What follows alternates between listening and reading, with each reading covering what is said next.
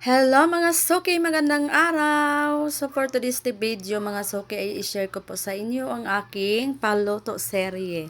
So ngayon nagbibilang ako ng manok kasi kailangan natin malaman kung ilan nga ba ang magagawa natin ngayon na chicken adobo rice, ano ba yun? Chicken adobo with rice in a bowl, yun ata ang tawag nun mga Suki.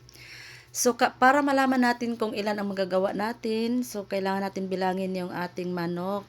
So, binibilang ko po iyan dahil nagtatanong yung ating client kung ilan po kaya ang magawa natin nung binili niyang manok. So, para malaman ko, kasi sabi niya 3 pieces kada bowl. Bowl, ano ba yun? Bowl ba?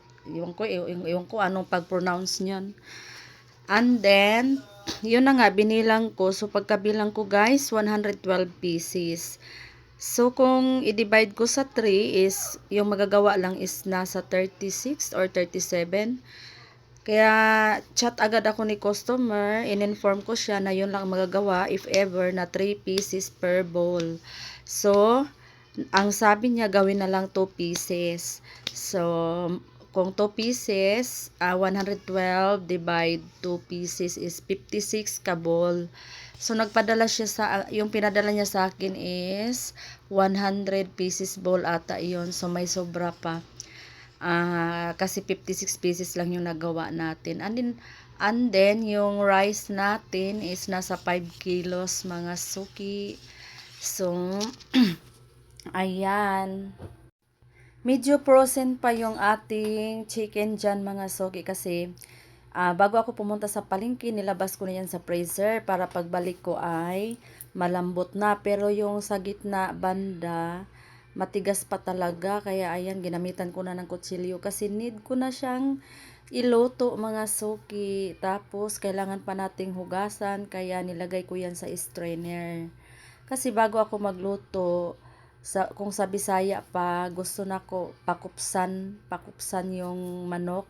Hindi ko alam kung anong tawag dito sa Tagalog, isangag or iwan. Basta gusto ko lumabas muna yung mga oily-oily niya bago ko siya lutuin na chicken adobo. So, pagkatapos ng mga suki, habang nakasalang yung ating manok para ating pakupsan ay nagsaing na ako ng bigas. So, ayan yung bigas na bigay ng ating client, mga suki.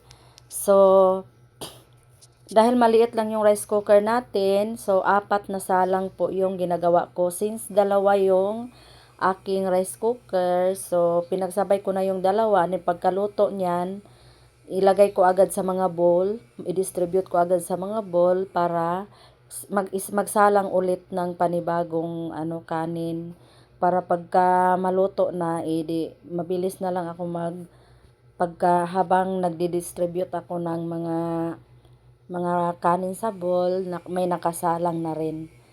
So ayun mga suki, no, kailangan talaga natin mag-invest ng malaking rice cooker. Pero wala pa tayong budget dyan. So, tiis-tiis muna tayo dito sa maliit. So, agwanta sa kay wala pa budget pang malakihang So, pagkatapos nun, habang nakasalang ang ating bigas, maghiwa-hiwa muna ako dito ng ating mga sahog sa ating chicken adobo. So, lang ako dyan ng sibuyas. Tapos, yung ating bawang ay igagrind ko na lang para mas mabilis. Maganda kasi yung pinong-pino. So, ayan po. Ginagrind ko. Isang buong bawang po yan mga suki. Actually, dalawa yung binigay ni customer pero isa lang yung ginamit ko kasi sobrang dami na eh. And then, pagkatapos kong isangag yung manok, hinango ko. Tapos binalik ko lang yung kawali, hindi ko na hinugasan, manok lang din naman ang laman yan kanina, no? And then, ilagay na natin yung ating bawang at saka sibuyas.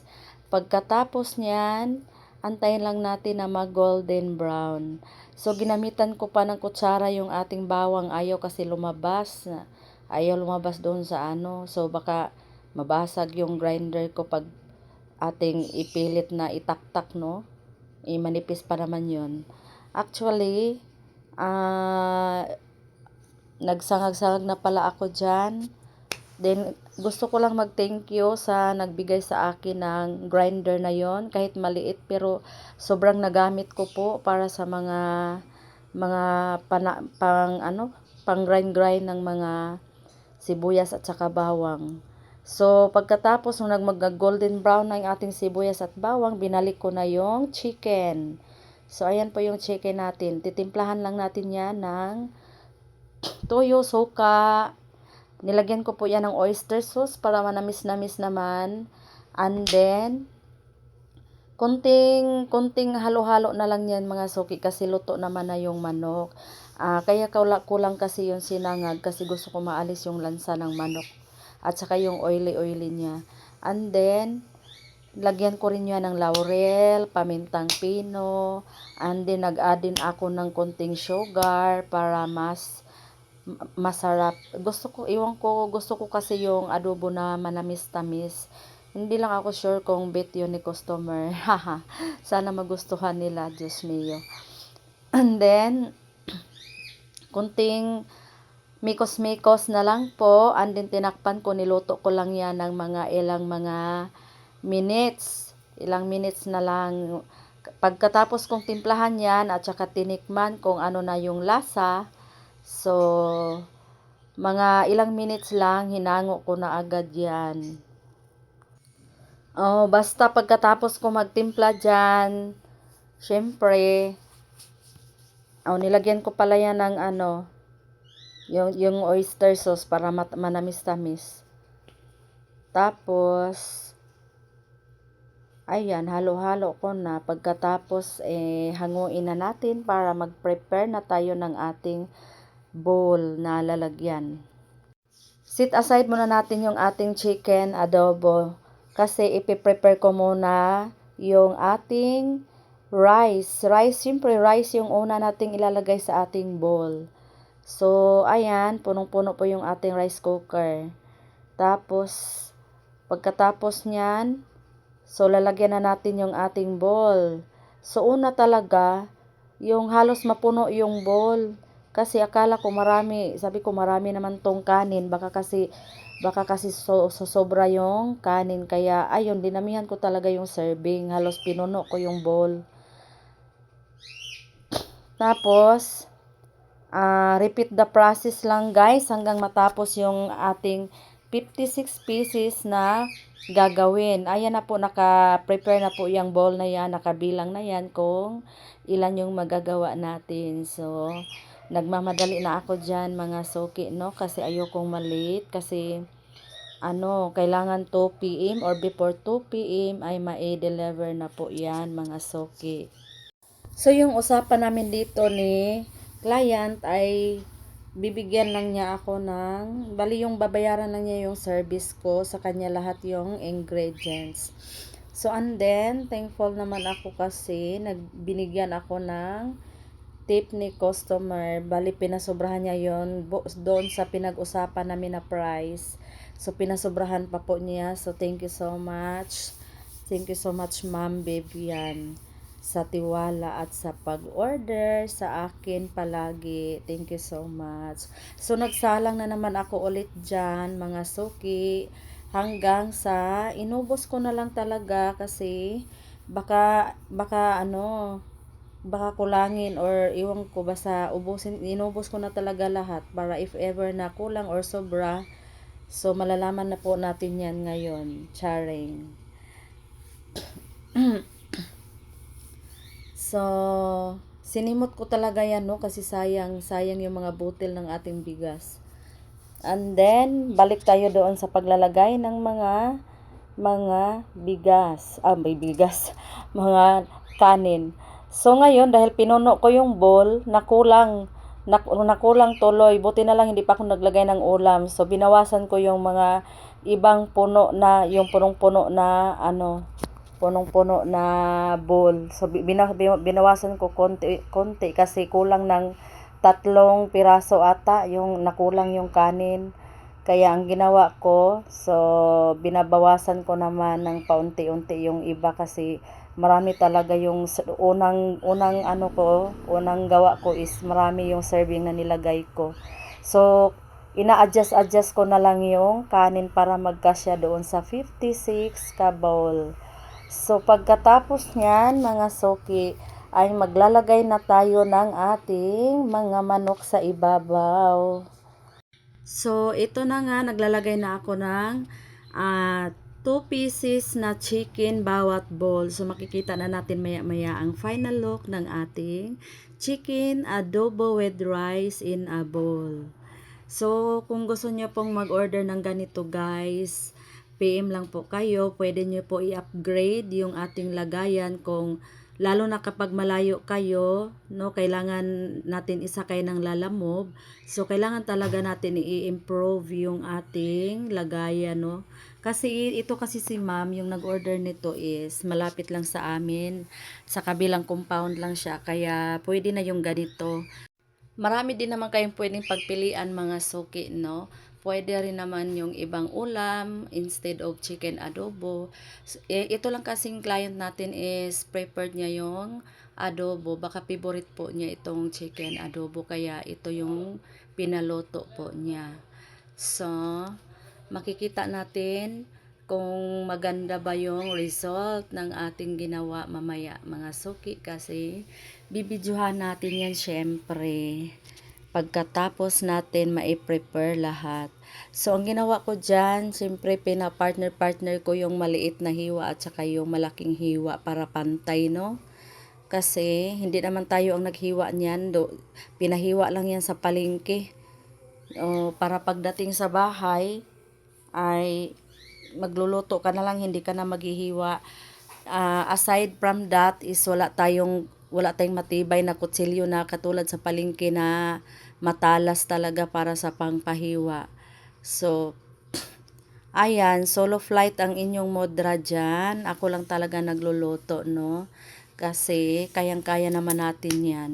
So, hindi na rin carry mag-hired pa ng kasama kasi magkano lang kita ko dyan. Pero pag maramihan naman ay syempre kailangan natin ng kasama. So nung masimot na yung ating adobo, talagang kinuha ko pa yung mga kunting laman-laman. Syempre meron yung nahihiwalay doon sa nahiwa. Nilalagay ko doon sa parang kunti lang tingnan. Dinagdag ko na lang doon para magpantay talaga yung hiwa ng ating mga chicken. Pagkatapos niyan mga suki, for the flex naman tayo, video. So, ayan na yung final look niya. Look at that mga suki. So, maganda naman po siya tignan, 'di ba? So, kung gusto nyo mag-order ng ganyan, PM lang kayo sa akin mga suki. At para mapag-usapan natin. Anyways, thank you so much Ma'am Bibian sa laging pag-order. Thank you again and again. So, dyan is binabalot ko na yung ating mga bowl.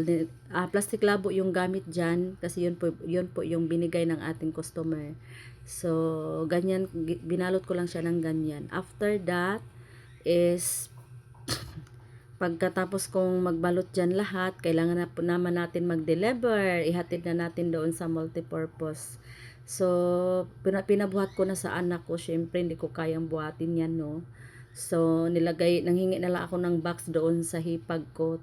Buti na lang marami siyang box kasi meron siyang sari-sari store. And then, pagkatapos dinala ko na yung mga sobrang sobra ni customer na mga gamit, dinala ko na rin. And then, ayun, papunta na kami dyan sa kanila. Maglalakad lang kami kasi nasa kabilang compound lang naman sila ma'am. And, pagkatapos mag-deliver mga suki, syempre, makapagpahinga na tayo. Charot, pero hindi pa rin makapagpahinga kasi may kasunod pa tayong lulutuin.